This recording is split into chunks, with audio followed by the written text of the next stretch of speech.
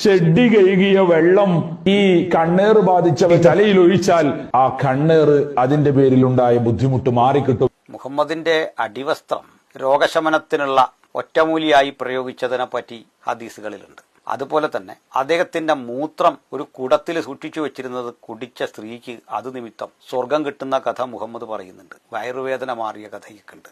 പക്ഷെ ഇപ്പോൾ ഇത് ആദ്യം കാണുന്നത് പിശാചുബാധ ഏൽക്കാതിരിക്കാനുള്ള ഒരു ഒറ്റമൂലി പ്രയോഗം. ഈ ഉസ്താദന്മാര് ഈ കുട്ടികളെയൊക്കെ മദ്രസയിൽ പഠിപ്പിക്കുമ്പോൾ അത് കേട്ടിരിക്കുന്ന കുഞ്ഞുങ്ങളുടെ അവസ്ഥ അതുകൊണ്ട് എൻ്റെ ഒരു അപേക്ഷ, പ്രിയപ്പെട്ട മാതാപിതാക്കളെ, നിങ്ങൾ ഈ മദ്രസയിലേക്ക് കുഞ്ഞുങ്ങളെ വിട്ടിട്ട് നിങ്ങൾ കൂടി പുറകെ പോകണം. എന്താണ് ഈ കേൾക്കുന്നത് എന്നൊന്ന് അറിയാൻ. ഇത്തരം കോമഡികൾ പഠിക്കാൻ മക്കളെ വിടുക.